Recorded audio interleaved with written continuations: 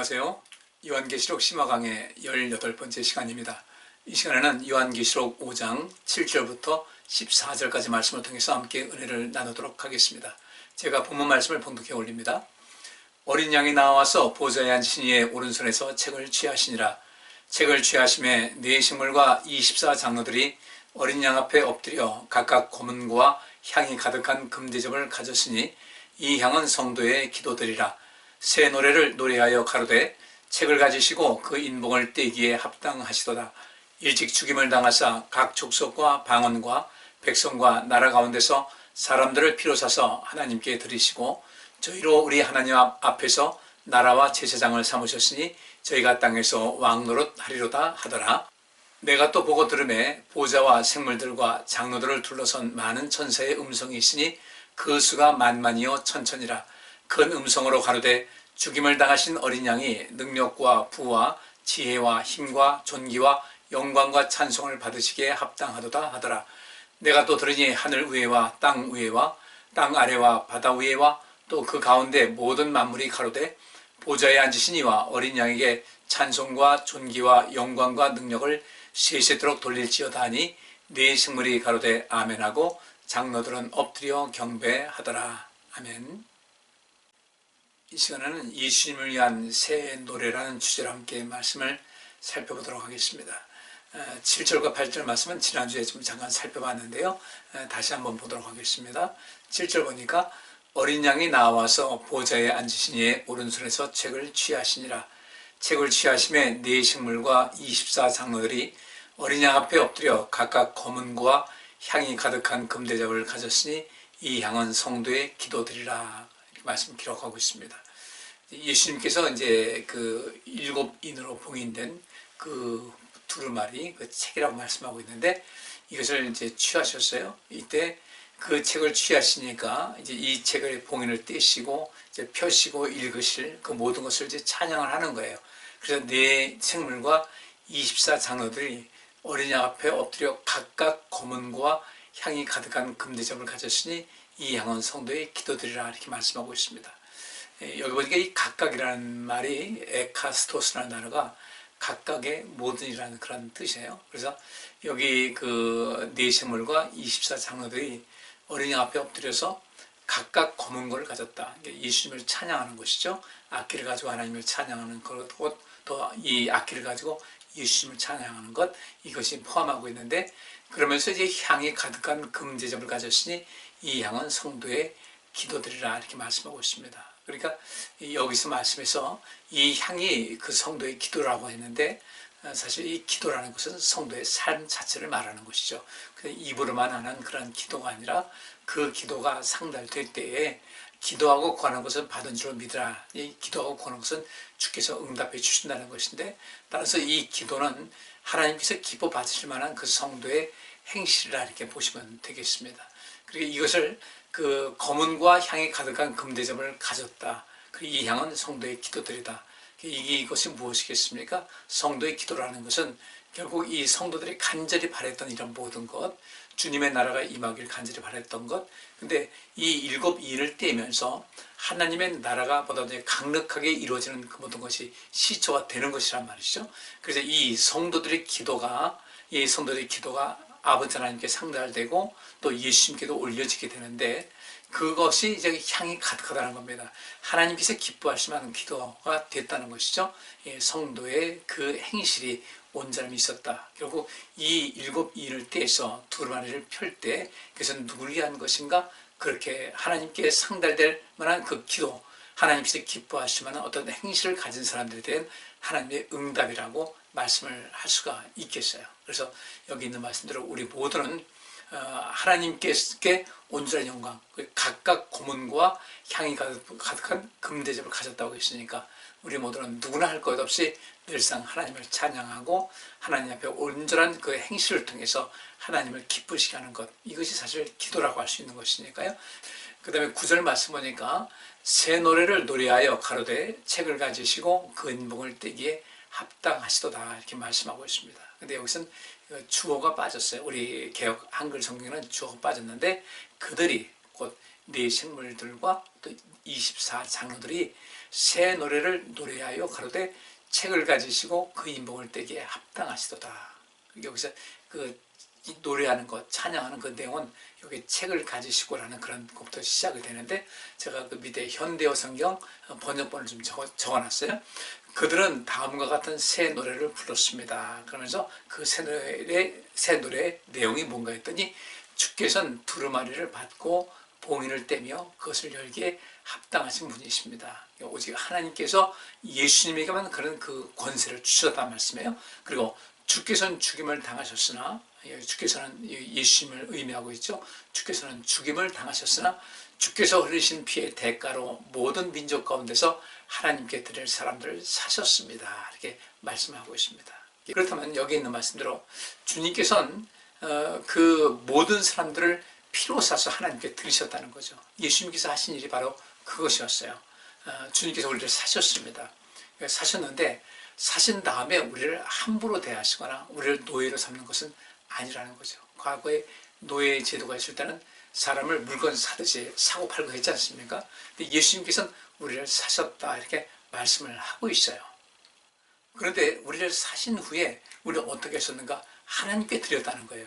하나님의 소유가 됐어요. 이제 뒤에 말씀 좀 더 다른 성경 구절을 찾아가면서 보시겠지만, 예수님께서 당시에 핏값으로 우리를 사셨고 또 그 우리를 핏값으로 사신 우리를 하나님께 드리셨어요. 그럼 하나님께서 우리를 어떻게 하신 겁니까? 우리를 자녀 삼으신 거예요. 그러면서 우리에게 영생을 허락해 주시고 천국에서의 영원한 그 삶과 또 영광과 권세를 우리에게 허락해 주신 것입니다. 주님의 희생은 결국 무엇인가? 우리를 살리기 위한 것. 또 주님의 희생은 곧 우리를 아버지 하나님께 드려서 하나님의 자녀가 되는 그런 권세를 허락되게, 그렇게 하나님의 자녀가 되는 권세를 우리가 받게끔 하신 것이에요. 그리고 우리 영광되게 하시고 또 우리 모두는 주님의 나라에서 영원토록 사는 것이죠. 이러한 은혜를 받은 우리 성도님들은 마땅히 이 땅에서 우리가 예수님의 소유가 됐잖아요. 예수님께서 우리를 피로써 사셨으니까 예수님의 소유가 됐고, 또 이어서 예수님께서 우리를 하나님께 드렸으니까 하나님의 소유가 됐다 이거죠. 그러면 이 세상 천지 만물을 창조하신 하나님과 예수님의 소유가 됐다. 근데 그분께서는 우리를 소유하시고 우리를 종으로 막 부리시는 것이 아니라 당신의 자녀를 삼으셨다. 예수님께서 우리를 형제로 여기셨다 한다면은 우리는 마땅히 지금 여기서부터 우리를 자녀 삼으시고 또 우리를 복되게 하시고 영광 주시고 영원한 생명을 주시는 하나님께 감사하면서 열심을 다해서 주님을 섬기면서 살아야 된다는 거죠. 여기서부터, 지금 여기서부터, 과거에는 어떻든지 간에 지금 여기서부터 그런 삶을 살아갈 필요가 있다는 것입니다. 바로 이것 때문에 새 노래로 이 네 생물과 또 24장로들이 예수님께 찬양을 드리는 거예요. 우리 예수님께서는 이런 일을 하셨다는 것이죠. 그러면 주님의 그 희생, 이 모든 것이 우리는 헛되지 않게 해야 되겠다. 그리고 우리 모두는 또 어떻게 해요? 이와 마찬가지로 네 생물과 24장로들이 예수님을 향해서 찬양을 드린 것 같이 그렇게 열심히 주님을 찬양할 수 있어야 되겠다. 근데 여기서 보니까 새 노래를 노래하여 그랬거든요. 이 새 노래는 무엇이겠습니까? 먼저 4장에는 네 생물과 또 24장로들이 우리 하나님을 찬양하는 모습이 나옵니다. 그런데 여기 5장에 보니까 이 네 생물과 24장로들이 새 노래로 찬양을 하는데 이 찬양의 대상이 여기 보니까 예수님이셨어요. 그럼 왜 여기서 예수님이 됐을까? 1차적으로 4장에서 하나님께 찬양을 했는데 5장에서는 새 노래로 이제 예수님을 위한, 예수님을 향한 이 찬송에 드렸던 거예요. 예수님께서 어떤 일을 하셨을까? 바로 하나님께서 원하셨던 일을 했다는 것을 여기서 증거하면서 예수님을 찬양하고 있는 것이죠. 하나님께서는 예수님에게 모든 권세를 주셨습니다. 그래서 마땅히 우리는 이 세상 살면서 또 주님의 나라에서도 하나님을 찬양할 수 있어야 되고 예수님을 찬양할 수 있어야 되겠다. 성령님도 마찬가지 그렇게 해야 되겠죠. 우리 성도의 의미가 무엇인지를 말씀을 하고 있습니다. 그리고 10절 말씀 보니까 이렇게 우리 예수님께서는 우리를 피값으로 사셔서 아버지 하나님께 이제 드리신 다음에 우리 하나님께서는 그렇게 주님께서 사셔서 아버지 하나님께 드린 우리 모두는 또 어떤 권세를 가졌는가, 어떤 또 혜택을 입었고 어떤 그런 그 위치에 올라갔는가를 10절에 기록을 하고 있는데요.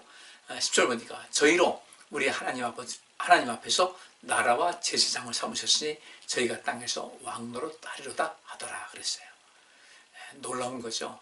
하나님 아버지 앞에서 나라와 제사장을 삼으셨어요. 그리고 우리가 하나님 앞에서 우리는 어떤 사람인가? 이 나라라는 것은 이 바실리아다는 단어가 왕권, 통치권, 또 왕국이라는 겁니다. 우리에게 왕권을 주셨어요.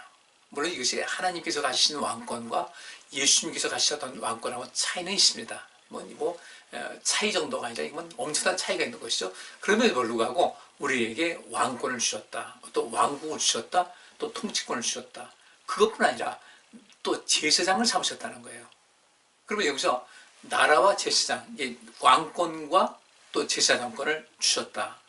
그러면 우리에게 그런 직분을 주신 겁니다. 그래서 우리에게 나라와 제사장을 삼으셨고, 그 다음에 우리로 하여금 땅에서 왕노릇 하도록 만들어 주신 거예요.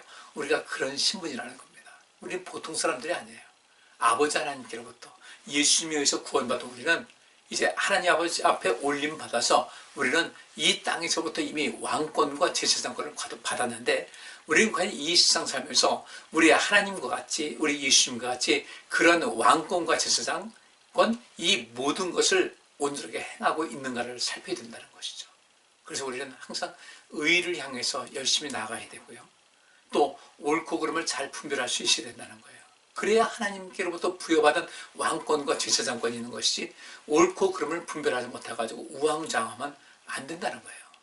지금 이 나라가 복잡하죠. 온 세계가 복잡합니다. 이때 우리는 내 개인적인 생각에 치우치지 말고 하나님께서 원하시는 의와 불의, 이 구분할 수 있어야 되고, 하나님께서 정의 내리시고 원하시는 선과 악을 어떤 구분해서 선을 행할 수 있어야 되고요.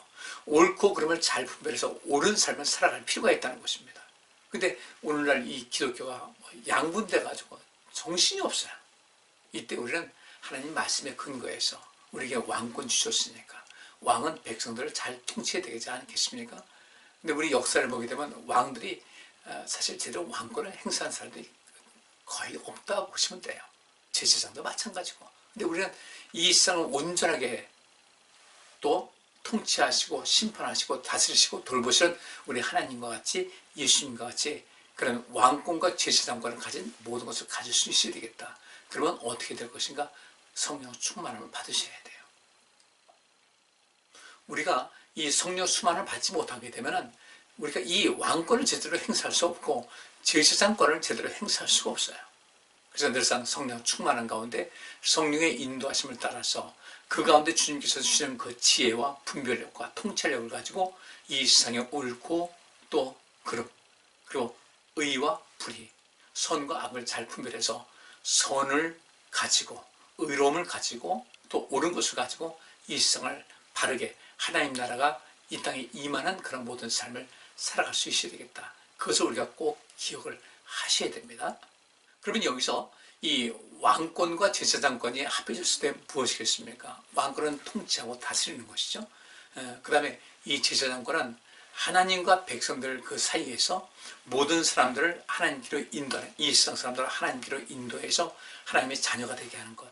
예수님께서 우리를 피값으로 사셔서 우리를 아버지 하나님께 드린 것 같이 우리도 그 온전한 제사장이신 예수님의 역할을 감당을 해서 이 세상 사람들을 위해서 많이 헌신하고 봉사하고 그들의 생명을 살리기 위해 애쓰고 수고하면서 그들을 끊임없이 하나님께 올려드릴 수 있는 그런 역할을 감당할 수 있어야 되겠다. 그래서 그 일을 하라고 우리에게 왕권도 주신 거예요. 근데 이 왕권을 가지고 우리가 인간적인 생각으로 살아간다? 제사장권을 가지고서 이 인간적인 생각을 가지고 살아간다? 이게 심각한 문제죠. 우리는 이 왕권과 제사장권이 갖춰졌을 때 어떤 것인가? 결국 핵심은 생명이에요. 이 세상에 생명을 주고 생명력을 주는 그 역할을 감당하기 위해서 주님께서 우리를 나라와 제사장 삼으셨고, 우리는 이 땅에서 그러한 그 직분을 감당하면서 이 왕노릇하는 삶을 살아갈 필요가 있다는 것입니다. 근데 이것은 이 사도 요한이 이 말씀을 이제 기록을 했지만은 이미 구약 성경에도 그렇고 이렇게 여러 군데 기록이 됐어요. 여기 보니까 출애굽기 19장 5절과 6절 보니까요. 세계가 다 내게 속하였나니 너희가 내 말을 잘 듣고 내 언약을 지키면 너희는 열국 중에서 내 소유가 되겠고 너희가 내게 대하여 제사장 나라가 되며 거룩한 백성이 될 것이다 그랬습니다. 그럼 여기 있는 말씀대로 우리 계시록 5장 10절에 있는 말씀하고 이제 그 일치하는 말씀이거든요. 우리 하나님께서 이스라엘 백성들을 애굽에서 이끌어내신 다음에 그들에게 율법을 주시기 전에 이 말씀을 주신 거예요. 세계가 다 내게 속했다. 너희가 내 말을 잘 듣고 내 언약을 지키면 앞으로 내가 너희에게 율법을 줄 텐데 그 말을 잘 듣고 내 언약을 지키면 너희는 열국 중에서 내 소유가 될 것이다. 소유라는 것은 우리 예수님께서 우리를 피값을 하셔서 아버지 하나님께 드렸을 때 주님께서 하나님께서 우리를 나라와 제사장 삼으신 것 같이 그러한 그 특별한 소유, 아주 권세 있는 소유로 삼을 것이고 너희가 내게 대하여 제사장 나라가 되며 거룩한 백성이 될 것이다. 이렇게 말씀을 하고 있습니다. 그리고 이것이 요한계시록에서 성취가 되고 있는 거예요. 이 모든 것이 성취되기 위해서는 어떻게 될 것인가? 지금 여기서 우리는 하나님께로부터 부여받은 그 나라와 제사장 역할을 감당해야 되겠다. 베드로는 그렇게 얘기합니다. 여러분들은 왕 같은 제사장입니다. 못 받고 있어요. 그때 말하고 있다면 지금도 역시 마찬가지로 우리는 왕 같은 제사장 역할을 감당할 수 있어야 되겠다는 것을 꼭 기억을 하셔야 돼요. 그리고 그렇게 나라와 제사장, 꼭 왕권과 제사장을 갖기 위해서 주신 말씀이 무엇이겠습니까? 너희가 내 말을 잘 듣고 내 언약을 지키면 해요. 그래서 하나님 말씀을 우리가 잘 하셔야 돼요. 하나님 말씀 많이 읽고 많이 연구하고 또 듣고 해서 하나님 말씀에 무엇이 되어 있는가 우리가 그 말씀을 들어야만 알아야만 그 말씀을 지킬 수가 있지 않겠습니까? 우리가 하나님 말씀에 대한 그 지식이 없다, 무지하다 하면 우리는 그 하나님과 굉장히 거리가 먼 그런 상태, 좀 심각한 거죠. 우리가 신앙생활하면서 적어도 3년 정도가 되면요, 웬만한 그런 모든 성경 지식과 더불어 성경에 관한 어떤 원칙과 틀은 잘 알 수 있어야 돼요. 이스라엘 백성들과 또 다른 민족, 오늘날 많은 기독교인들 사이 속에서 차이가 무엇인가? 이스라엘 백성들은 그 율법을 끝까지 지켜왔다는 거예요. 그들 생활 속에 늘 두고 있었어요. 자, 신명기 17장에 보면 그 왕의 규례가 있습니다.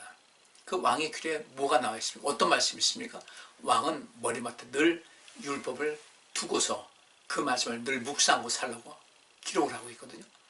우리도 우리가 하나님께서 우리를 나라와 제사장 삼으셨으면 하나님 말씀이 늘 우리 생활 속에 늘상 가까이 있어야 돼요. 자주 읽고 연구하고 기도하면서 그 말씀 속에 있는 걸 계속해서 내 생각 속에서 내 삶 속에서 포함하고 살아야 되는데, 그래야 진짜 우리가 나라와 제사장이 될 수가 있다.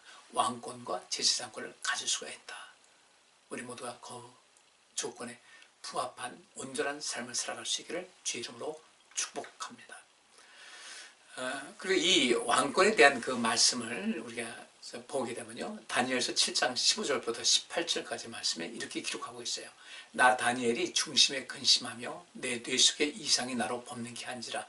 내가 그 곁에 모신 자 중 하나에게 나아가서 이 모든 일의 진상을 물으매 그가 내게 고하여 그 일의 해석을 알게 하여 가로되 그 내 큰 짐승은 내 왕이라 세상에 일어날 것이로되 지극히 높으신 자의 성도들이 나라를 얻으리니 그 누림이 영원하고 영원하고 영원하리라.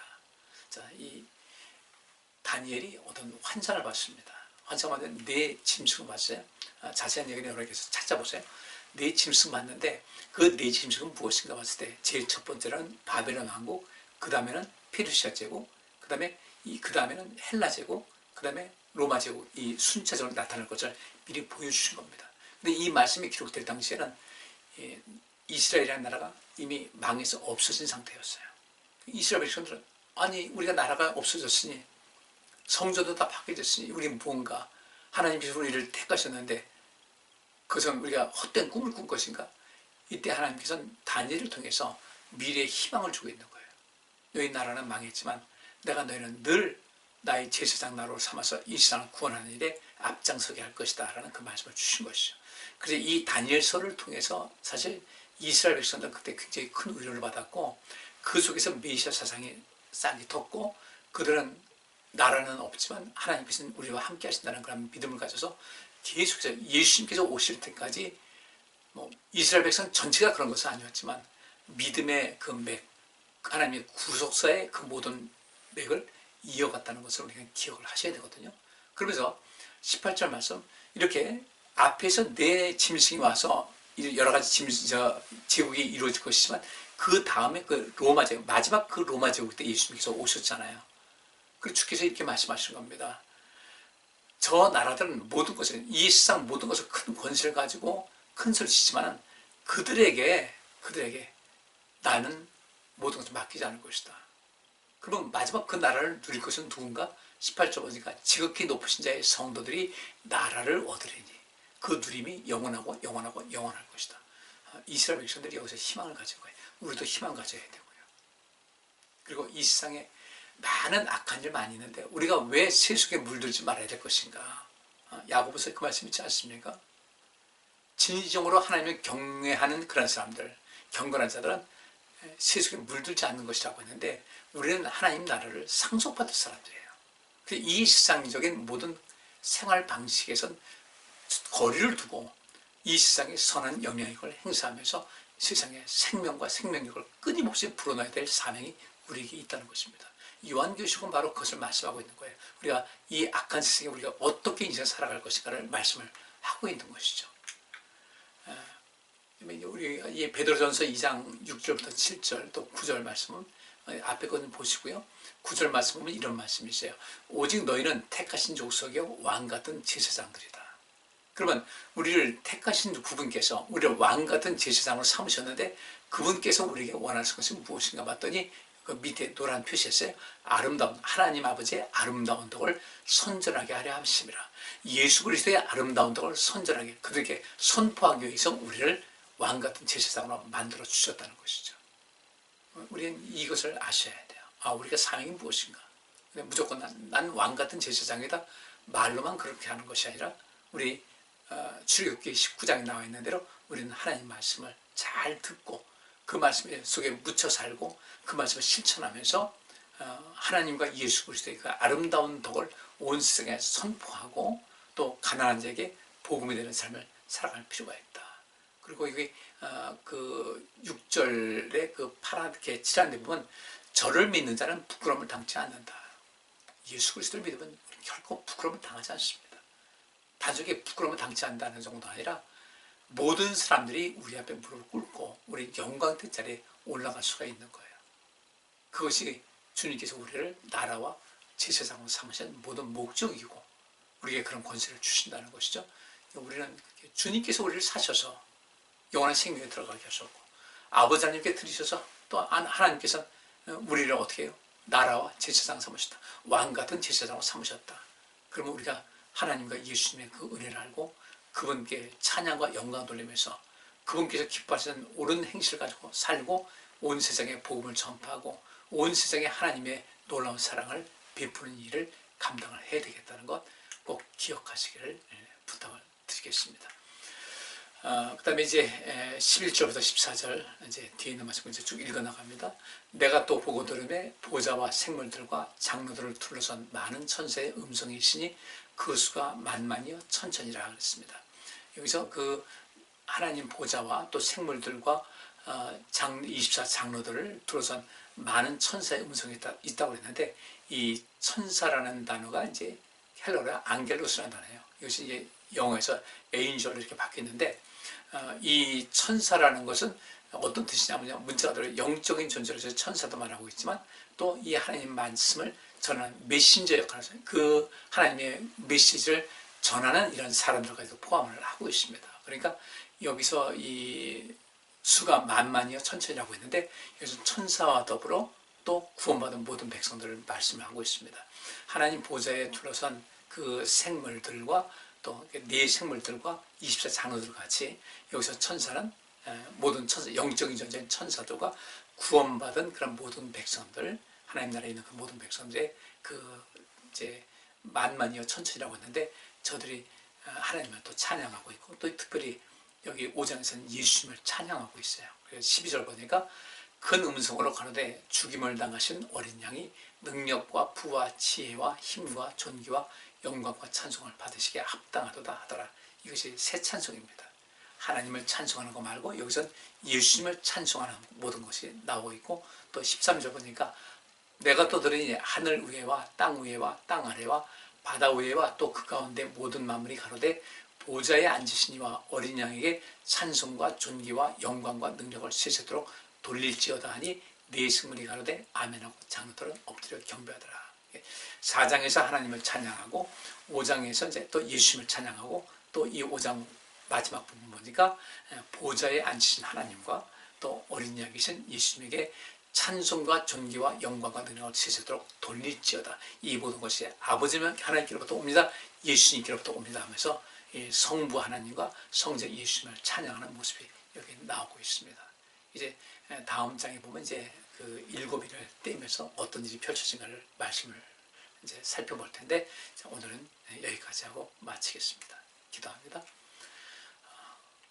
예수님을 향한 그 새 노래, 이것은 예수님을 찬양합니다. 예수님께서 당신의 희생으로 그 피값을 우리 사셔서 우리를 아버지 하나님께 드렸다고 말씀하고 있는데, 하나님께서는 또 우리를 나라와 제사장으로 삼으셨습니다. 왕권과 제사장권을 주셨고, 이 모든 것을 이루신 분이 하나님이시고 예수님이시고, 그래서 우리가 하나님을 찬양하고 예수님을 찬양해야 될 텐데, 그 찬양의 가장 근본적인 것은 감사함이 있어야 할 줄 믿습니다. 감사함을 갖고 우리에게 이런 놀라운 영광을 주신 하나님께 영광을 돌리면서 주님께서 우리에게 주신 그 직무를 끝까지 잘 감당해서 충성된 삶을 살게 하여 주옵소서. 생명과 생명력을 온 세상에 전파하시는 예수님의 분신되는 삶을 살아가게 하여 주옵소서. 예수 그리스도 이름으로 기도하옵나이다. 아멘. 오늘 여기까지 하고 마치겠습니다. 감사합니다.